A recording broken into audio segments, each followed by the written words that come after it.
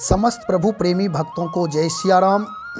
आज का विषय भगवत कृपा संबंधित है। जैसा कि हम आप सब भगवान की कृपा चाहते हैं, तो भगवत कृपा कैसे प्राप्त हो यह जानेंगे इस वीडियो के माध्यम से। यह वीडियो पूर्ण रूप से मौलिक चिंतन के आधार पर है। धैर्य और ध्यानपूर्वक पूरा सुने। यदि भगवान की कृपा चाहिए तो केवल आत्म सुधार करना है। आत्म निर्माण करने के लिए आत्म सुधार जरूरी है। भगवान की कृपा सदा बरस रही है। गोस्वामी तुलसीदास जी महाराज कहते हैं, मन क्रम वचन छारी चतुराई, भजत कृपा करिहें रघुराई। मन क्रम वचन से चतुराई का, कपट का, दुर्व्यवहार का यदि परित्याग कर देते हैं तो भगवान की कृपा प्राप्त हो जाएगी। भगवान की प्रतिज्ञा है। भगवान कहते, निर्मल मंजन सो मोहि पावा, मोहि कपट छल छिद्र न भावा। छल छिद्र से युक्त व्यक्ति भगवान को कभी प्रिय नहीं हो सकता। हम आप सब मंदिर जाते हैं, पूजा करते हैं, पाठ करते हैं, अपने जीवन को सात्विक बनाते हैं। सात्विकता के बल पर भगवान की कृपा प्राप्त कर सकते हैं, लेकिन किसी ना किसी प्रकार हमारे जीवन में कपट होने की वजह से भगवान की कृपा प्राप्त सहज में नहीं हो पाती है।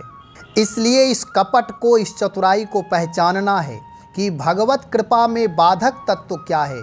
जो बाधक तत्व है उस बाधा से मुक्ति पा करके भगवान की कृपा सहज में प्राप्त कर सकते हैं। गोस्वामी जी कहते हैं, जासु कृपा नहीं कृपा आघाती। अर्थात भगवान की कृपा करने से कभी तृप्त नहीं होती, आघाती नहीं है, वह सदा कृपा करते ही रहते हैं। जैसे हमारे आपके पात्र हैं, यदि पात्र बड़ा है, वृष्टि हो रही है, बारिश हो रही है, यदि पात्र बड़ा है तो उसमें जल अधिक आएंगे। यदि पात्र छोटा है तो उसमें जल नहीं आएगा, कम आएगा। और यदि पात्र में छिद्र है तो पानी तो आएगा, जल तो आएगा, बारिश होगी, लेकिन धीरे धीरे वे सारे पानी निकल जाएंगे।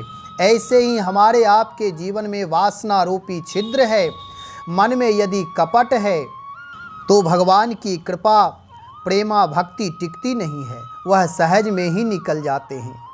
इसलिए कृपा प्राप्त करने के लिए मन क्रम वचन से सारी चतुराई का परित्याग करके भगवत शरणागति स्वीकार कर लें तो भगवान की कृपा सहज में प्राप्त हो जाएगी। इसके लिए अनिवार्य रूप से सहजता चाहिए, सरलता चाहिए। किसी कवि ने कहा है कि कृपा कृपा सब कोई कहे, कृपा पात्र नहीं कोई। कृपा पात्र सोई जानिए, जो आज्ञाकारी होई। कृपा कृपा तो सब कोई कहते हैं कि मुझे कृपा चाहिए, कृपा चाहिए, लेकिन कृपा के पात्र सब नहीं होते हैं। कृपा पात्र सोई जानिए, कौन? जो आज्ञाकारी हो, जो अपने माता पिता के, गुरु के आज्ञाकारी होते हैं, उनके ऊपर ही कृपा प्राप्त होती है, उन्हीं को कृपा की प्राप्ति होती है। इसलिए सहज हो करके भगवान की आज्ञा पालन करें, अर्थात मन को निर्मल, स्वच्छ, औदार्य मन बनाएं। इससे भगवान की कृपा प्राप्ति सहज में हो जाएगी। क्योंकि जो निर्मलता, सहजता, सरलता है, उससे हम आप भगवान की कृपा को आकृष्ट कर लेते हैं।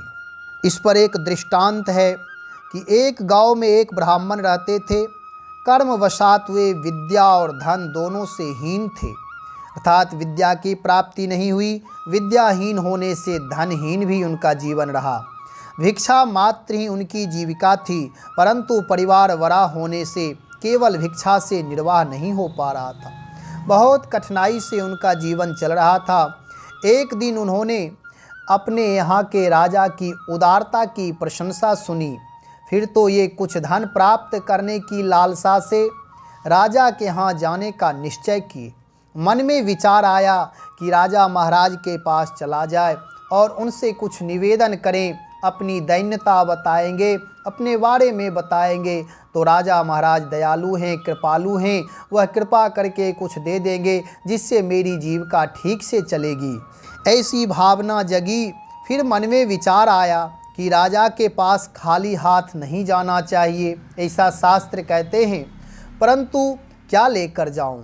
यह बात वे सोच नहीं पा रहे थे कि क्या करें क्या ना करें। तब तक उनकी दृष्टि अपने आंगन में लगे नींबू के पेड़ पर गई और वह फलों से लदा था।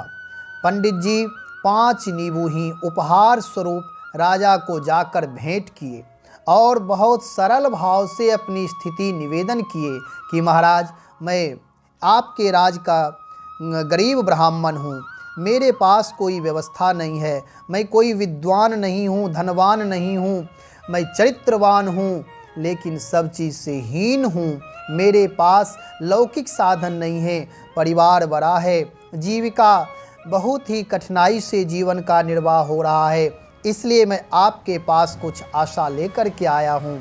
आपके पास अपनी स्थिति बताने के लिए आया हूँ। यदि आपकी कुछ कृपा हो जाए तो मेरा जीवन सहज हो जाएगा। आप राजा हैं, महाराजा हैं। ऐसा पंडित जी निवेदन किए। ब्राह्मण देवता की बात सुनकर के राजा महाराज का हृदय भर आया कि मेरे राज में ऐसे भी ब्राह्मण हैं, इतने चरित्रवान, उदार, लेकिन धन धान्य से रहित, विद्याहीन हैं। ये उनकी दुर्बलता हो सकती है, लेकिन चरित्रवान तो हमेशा ही पूजनीय होते हैं। हमारे यहाँ चरित्र की पूजा होती है। और यह पंडित जी सहज में अपनी वार्ता रखे और राजा के मन में ऐसी भावना जगी भगवत कृपा से। और यह पंडित जी 5 नींबू लेकर के जो गए थे वह राजा सहर्ष स्वीकार किए। राजा का मन भर आया कि देखो, पंडित जी में इतनी तो भावना जगी कि राजा के पास जा रहे हैं तो मेरे पास जो कुछ है वह भेंट पूर्वक ले जाए। राजा भेंट स्वीकार किए और उन्हें 5 गांव उनके नाम पट्टा कर दिया। जब यह बात और लोगों को जानकारी हुई तो नगर में प्रशंसा राजा महाराज की होने लगी और अपने मंत्री से राजा महाराज कहे कि मंत्रीवर, आप इन ब्राह्मण देवता की सेवा शुश्रूषा करके और इन्हें सहर्ष धन धान्य से परिपूर्ण करके इनकी विदाई करें, इनके जाने की व्यवस्था आप करें। ऐसा मंत्री को आदेश दिए। मंत्री पूर्ण रूप से व्यवस्थित करके पंडित जी महाराज को घर पहुंचा दिए, अर्थात विदाई कर दिए। पंडित जी आशीर्वाद देते हुए, मंगल कामना करते हुए सहर्ष वापस हुए, अपने घर गए। जब मंत्री आकर के राजा महाराज से बताए, महाराज विप्र देवता बहुत प्रसन्न हुए, आपको बहुत आशीर्वाद दे रहे थे, आपके लिए मंगल कामना कर रहे थे। तब राजा महाराज ने कहा, मंत्रीवर, इसमें मेरी कोई प्रशंसा नहीं है, ये प्रभु की कृपा है और मेरी न्यूनता ही समझो कि मेरे राज में रह करके ब्राह्मण भूखे रह रहे थे, भिक्षा से उनका जीवन यापन नहीं हो पा रहा था, ऐसी मेरी प्रजा, इसलिए मुझे धिक्कार है। इसमें मेरा कोई बड़प्पन नहीं है, इसमें तो भगवान की कृपा है। मैं ईश्वर को धन्यवाद देना चाहता हूँ कि उनकी कृपा से आज यह सेवा अवसर मुझे प्राप्त हुआ, सेवा करने का अवसर प्राप्त हुआ है, इसलिए मैं सौभाग्यशाली अपने आप को मानता हूँ, लेकिन इसमें मेरा कोई बड़प्पन नहीं है। राजा महाराज भी बहुत ही विनम्र दैन्य भाव से स्वीकृति स्वीकार किए कि ब्राह्मण देवता यदि आशीर्वाद दिए हैं तो शिरोधार्य है, लेकिन मूल रूप से तो परमात्मा को धन्यवाद देना चाहिए कि मेरी भावना, मेरा औदार्य आज सही रूप में, सही पात्र की मैंने सेवा की। और उन ब्राह्मण देवता की सरलता, उनकी सादगी, उनकी सहजता, उनकी निर्मलता मेरे हृदय को छू लिया। इस प्रकार राजा महाराज भी उन ब्राह्मण देवता की प्रशंसा किए। तो कहने का तात्पर्य यह है कि इस कहानी से सीख यह मिली कि जो सरलता है, केवल जो उस ब्राह्मण की सरलता थी, सहजता थी, निर्मलता थी, वह राजा महाराज के हृदय को छू लिया और केवल सहजता के कारण इतनी कृपा हो गई कि उन्हें 5 गांव प्राप्त हो गए। ऐसे ही हमारे आपके जीवन में भी निर्मलता चाहिए। निर्मलता से भगवान प्रसन्न हो जाते हैं। कपट का परित्याग करके भगवत शरणागति स्वीकार करके भगवान का भजन, सेवा, उपासना, पूजा करेंगे तो सहज में ही भगवान की कृपा प्राप्त हो जाएगी। इसलिए मन क्रम वचन छाड़ी चतुराई, भजत कृपा करिहें रघुराई।